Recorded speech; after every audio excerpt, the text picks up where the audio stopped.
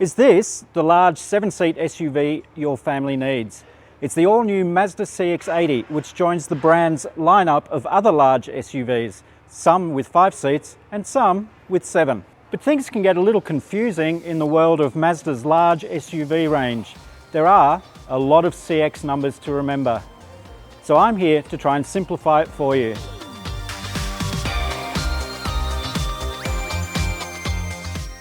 The Mazda CX-80 we have here is the longer, larger version of the CX-60, which we already get in Australia. So what differentiates the two? Well, simply, the CX-60 has 5 seats, whereas this CX-80, thanks to being marginally longer than the 60, has 7.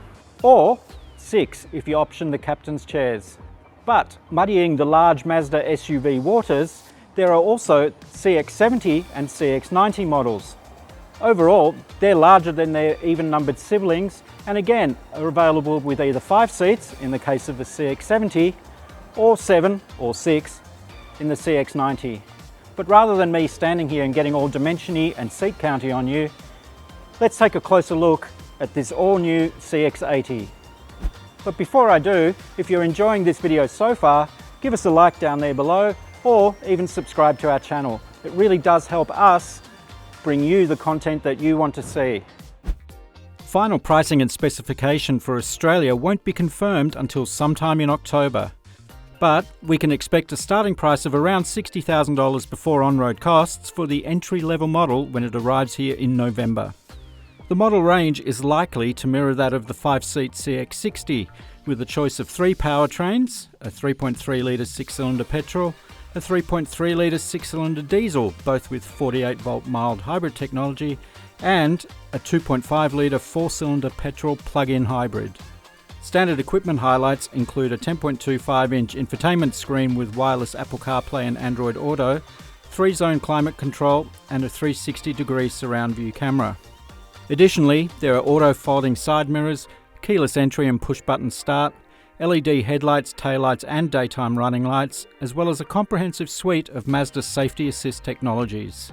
Higher grades will score Napa leather seat upholstery, wireless smartphone charging, sunshades for the second row windows, a larger 12.3-inch digital instrument cluster, as well as a panoramic sunroof for GT and Azami grades. Buyers can also option individual captain's chairs for the second row, part of the optional SP pack, that also brings some gloss black exterior enhancements, two-tone leather upholstery and ventilation for the rear seats. And if you're in the market for a large SUV, there are plenty of new and near new models available on Drive Marketplace right now, so be sure to check it out. For now though, let's get back to the Mazda CX-80. Inside, it's pretty standard Mazda fare, and that's no bad thing. The brand really has been hitting it out of the park lately with its interiors. There's some classy materials, there's some soft touch leather on the dash top, some beautiful contrast stitching, and everything feels just that little bit special, as it should. In terms of storage, you get this nice generous central storage bin, a pair of cup holders, there's a tray there for your smartphone, which is a wireless charging pad, generous door pockets that can take bottles, and one of my favorite features is Mazda, who should be given kudos for this, persisting with a series of toggles and switches and buttons for the climate controls. Some things shouldn't be buried inside an infotainment screen. Speaking of, this nice 12.3-inch wide screen sprouting out of the dash is a part-time touchscreen. Now how does that work? It only works as a touchscreen when you've connected your phone through Apple CarPlay or Android Auto. If you've done that, you can prod and swipe to your heart's content. But if you're using Mazda's native software, which is no bad thing, it's a good operating system, you will have to use this rotary dialer to affect any inputs. Can get a little frustrating, especially when you're driving.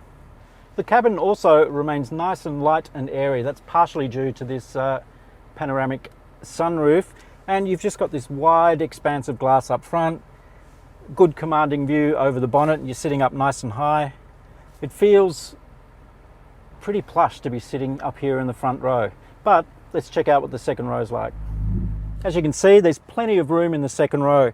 I'm sitting behind my own driving position. Now I'm 173 centimeters tall, which I know I'm no giant, but I've got buckets of room here I've got plenty of tow room here to wriggle around in. Good headroom. Amenities run to, you've got vents, you've got climate controls, you've got some USB-C outlets. Also standard are these sun blinds, which are great if you've got little ones. Now, as you can see, we've got the 6-seater here with the 2 captain's chairs in the second row. And you might notice this nice big walk-through area here, which allows for easy access into row 3. Don't get too excited, however. Australia will not be getting this configuration. We will be able to option a 6-seat configuration with captain's chairs. However, Australian delivered CX-80s will have a fixed center console, which has got cup holders and a few other niceties built into it. Now, I'm not going to get into the third row for you again. I did that yesterday. What I can say is it's okay in terms of space for adults, but really it's ideal for kids, smaller children and younger teenagers. So if you need 7 or even 6 seats for your outgrowing family, this could be the one. In terms of cargo space, there's 258 litres available with all 3 rows of seats in use, expanding to 687 litres with the third row folded away. There really is a lot to like about the Mazda CX-80. I'm behind the wheel of the diesel-powered CX-80. It's one of 3 engine choices that will be offered in Australia.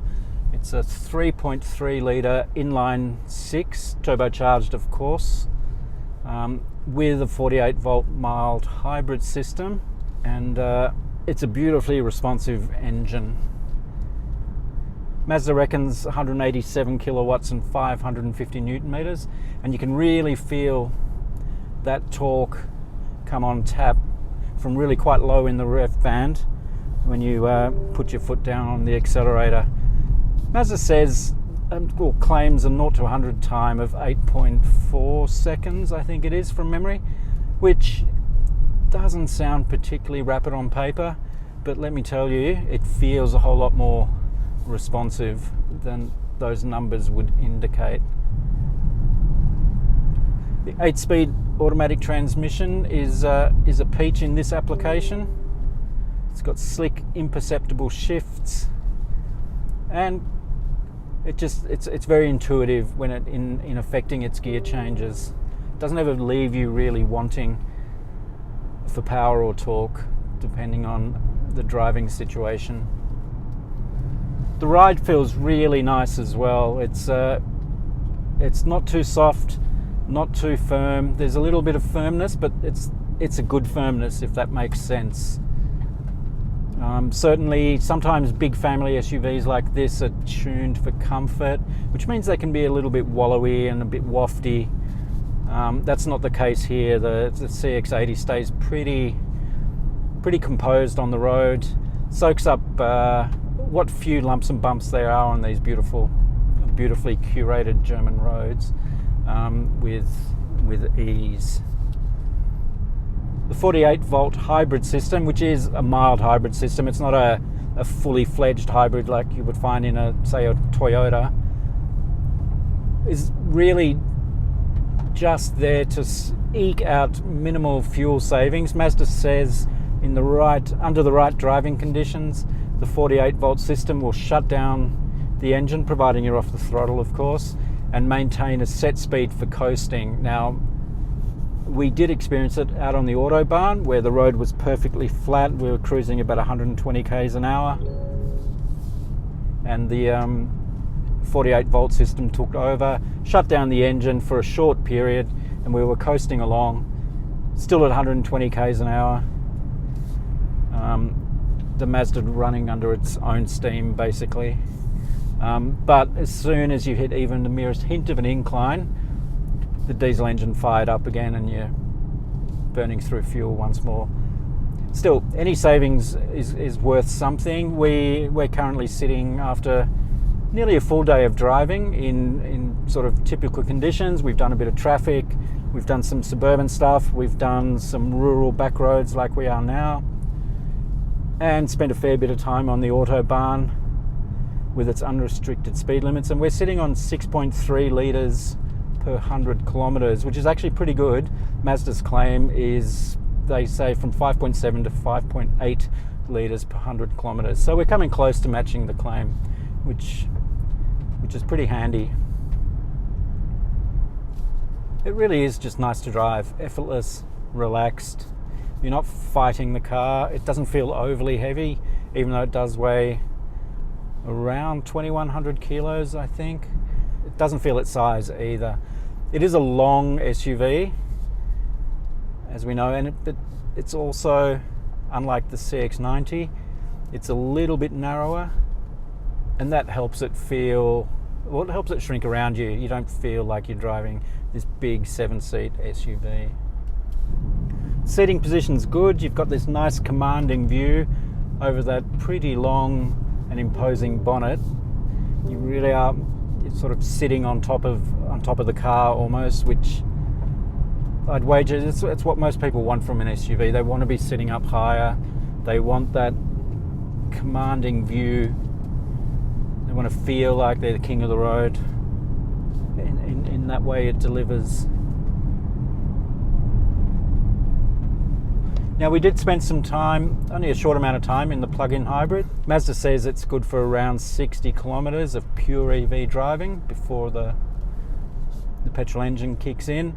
Unfortunately, somebody had the car before me and it had almost no range, no electric range left, so we did the bulk of the driving on petrol.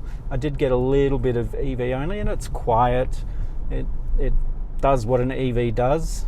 But once we depleted that juice, it was time to try and recuperate some of the lost energy, which meant driving exclusively on petrol. As a petrol conveyance, the 2.5 litre engine is fine, but you've got to remember it is hauling around that extra weight of the battery and electric motor, so it's probably not the most efficient in that instance. And it serves as a reminder that to really get the best use out of a plug-in hybrid, you need to be keeping the battery charged up, which means charging up overnight. It isn't a very big battery, so it doesn't take super long to charge. Plugging it into a regular household socket at home overnight should see it replenished by the time you get up to go to work in the morning. But it's really quite fun to drive. It's no corner carver, but it remains pretty true on, well, not pretty true, it remains true on its line. Doesn't give you any of those moments. It just, it's predictable, it's smooth, it remains refined. It's really quite nice. So there it is, another large SUV from Mazda.